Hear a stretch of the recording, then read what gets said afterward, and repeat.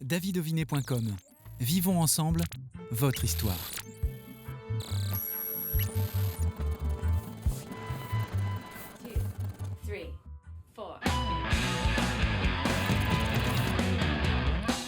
Ravi de vous retrouver pour un hommage à un des plus grands clowns français aujourd'hui à l'occasion de la commémoration du 30e anniversaire du décès d'Achille Zavata.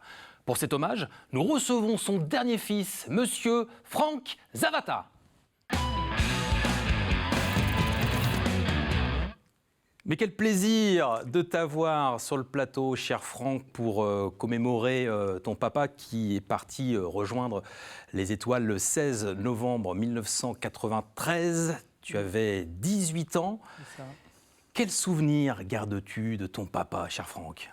Les souvenirs merveilleux, hein. Déjà la vie au cirque, hein. Moi, on changeait de ville tous les jours à cette époque-là, parce qu'il avait son propre cirque, et puis voilà. Quel père était-il ? C'était pas le...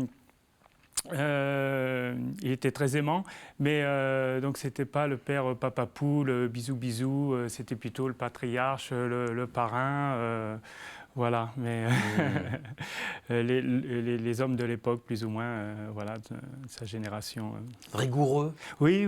Exigeant ? Oui, tout à fait, oui. Qu'est-ce qui t'a appris ? Eh bien justement, voilà, on n'a rien sans rien, le travail, la rigueur. L'exigence, voilà. Et quels sont les meilleurs conseils que tu gardes encore aujourd'hui, qu'il a pu te donner pendant tous ces instants ? C'est également ça, hein, toujours de faire de son mieux, on n'a rien sans rien. Voilà. Le travail. Oui, toujours. Tu as commencé de bonne heure. Par exemple, répéter en cachette, il me disait. Hein, voilà, et après, tu fais voir aux gens ce que tu as fait et tout le monde est surpris, tu vois, par exemple. Il dit réveille-toi à 6h du matin, va répéter, et après, pour surprendre tout le monde. Ah, c'est bien. Entre autres. Et ton premier numéro auprès de lui, oui. Tu avais quel âge ? J'ai commencé pratiquement à la naissance, en fait.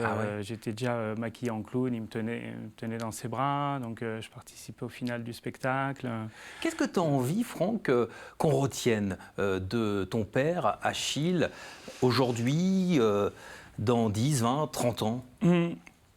Mais déjà, il a vraiment modernisé l'art du clown. Déjà, à l'époque où les clowns, on le voit sur certaines affiches, ils avaient vraiment un maquillage de là à là extravagant. Lui, il a simplifié tout ça pour plus à la Charlie Chaplin, donc à l'époque. Puis il a aussi ramené à l'époque où les clowns jouaient du mandon-léon, du piano, du violon. Il a ramené tous les instruments du jazz, les instruments avant, la trompette, le saxo, le trombone. Et donc c'était ultra moderne pour l'époque. Et puis voilà, on retrouve beaucoup de vidéos qui ressortent là sur YouTube maintenant et voilà, qui sont ils m'épatent vraiment. C'est toujours d'actualité, toujours aussi drôle. C'est vrai impressionnant, hein, le nombre d'instruments qu'il maîtrisait. Oui. Comment se construit après Franck, du coup ? C'est pas évident. Ouais. On a envie de se faire un prénom parce que donc c'est assez lourd à porter. Donc j'ai pris souvent des pseudonymes pour travailler. J'ai fait des numéros techniques, donc la jonglerie, le rolla, donc pour prouver que il n'y a pas que c'est pas fils d'eux ça, que je sois bon jongleur, personne ne peut me l'enlever. C'est des années et des années de répétition et voilà. Et souvent je joue pas. J'essaie de me faire engager sans préciser que je suis Zavata dans certains endroits. Je le dis qu'après, quoi. Et pourtant, tu es le seul circassien français qui porte le nom de Zavata. Ouais. Et tu n'en joues pas. Comment ? Tu n'en joues pas. Non, pas trop, non. C'est à double tranchant un peu. Et ton actu, c'est aussi actuellement le cabaret de la Belle Entrée. Oui, c'est ça, c'est ça. Avec le spectacle French Touch. French Touch, et French oui. Touch, Jean-Louis Audebranc, Isabelle. Donc voilà, je suis là-bas pour 2 saisons, donc jusqu'en juin de 2024. C'est très sympa.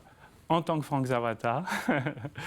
Et puis voilà, et il y a tout un tableau sur le thème du cirque que je suis inclus dedans. Donc c'est vraiment, c'est mis en valeur, c'est mis en scène.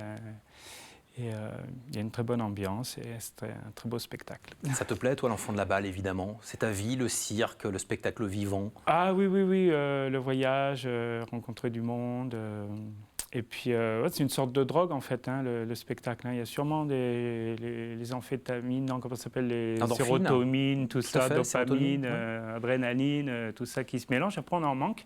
Il faut qu'on retrouve, refaire des spectacles devant le public pour retrouver ce bonheur. Donc, voilà. Surtout quand on tombe dedans très, très petit, comme ça a été ton cas, Franck. Bah oui, j'avais fait une saison au Puy du Fou. Petite parenthèse, donc en 1994, bon, c'était génial, je faisais le grand parcours, mon numéro grand parcours, la cinécénie, voilà, vraiment de très bons souvenirs. Mais c'est la première fois de ma vie que je restais aussi longtemps sur place. J'étais avec ma caravane, donc voilà, derrière le relais de poste. Et donc voilà, ça m'a fait bizarre de rester sur place et après... voilà, j'étais quand même content de repartir sur les routes. Ce qui est normal. Et merci d'être merci venu avec cette belle route que tu as prise pour venir jusqu'à nous sur le plateau de TV Vendée. Et nous allons te retrouver désormais pour un numéro visuel.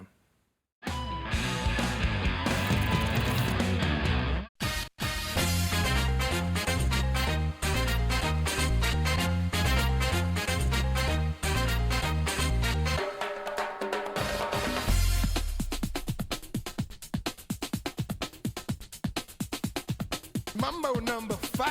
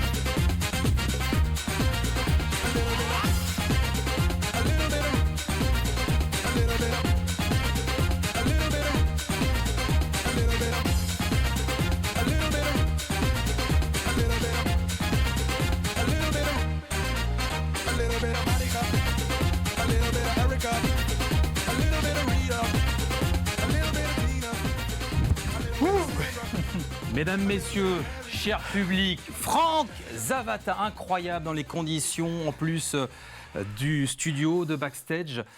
On retrouve ce numéro de manière un peu plus long au cabaret de la belle entrée. Et puis évidemment, Franck, on retrouve ton actualité sur le site internet que tu vas nous donner.